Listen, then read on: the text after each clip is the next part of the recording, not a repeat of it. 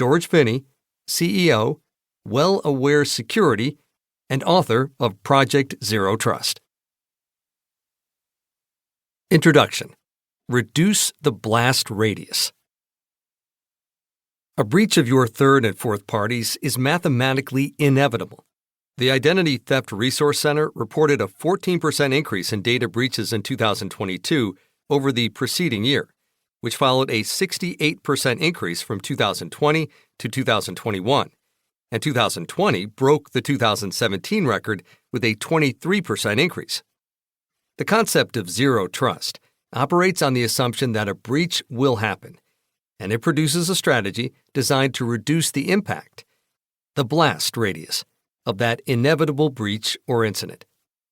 Considering the continued exponential growth of malicious cyber activities and the fact that most organizations have numerous vendors, embracing a zero-trust strategy becomes the most reliable way to significantly decrease your vulnerability to third-party cyber risks.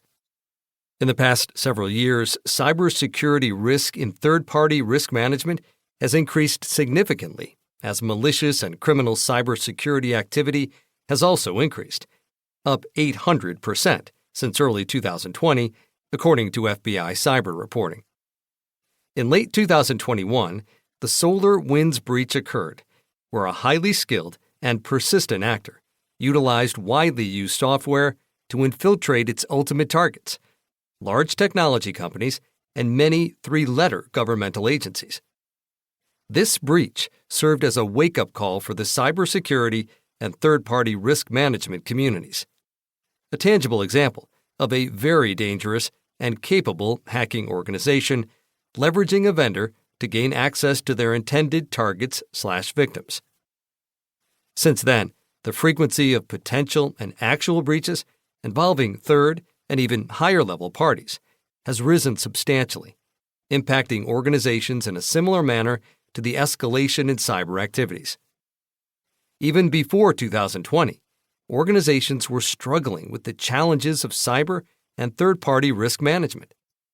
And then, the exponential increase in cyber incidents, breaches, and related events within their vendor networks has posed additional difficulties, even for companies with mature risk management programs.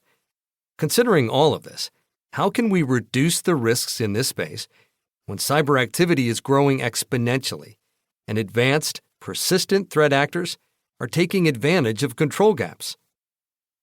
Recently, a new strategy has been gaining headway: zero trust. Zero trust operates on the premise that a breach is inevitable, and its objective is to reduce the impact caused by such breaches.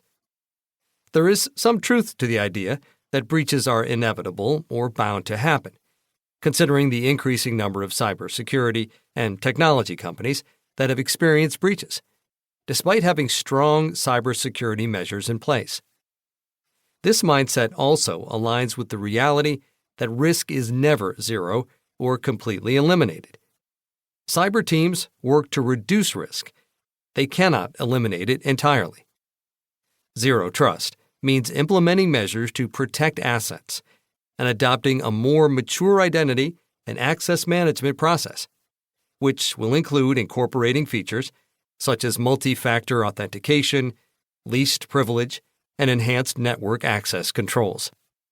Considering that the level of malicious cyber activity is unlikely to decrease anytime soon, if ever, it's unrealistic to expect a reduction in the number of cyber incidents, events, and breaches. Does anyone think that the lesson that the advanced, persistent actors took from the SolarWinds breach was to stop doing the same in the future?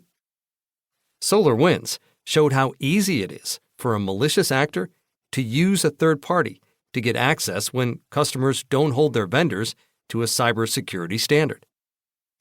From the viewpoint of zero trust, a breach is inevitable, especially at your third parties. Therefore, adopting the strategy of zero trust becomes crucial to minimize the blast radius when a third-party breach occurs. Implementing a zero-trust approach to third-party risk and vendors allows for a far greater reduction of risk because it requires an organization to compartmentalize.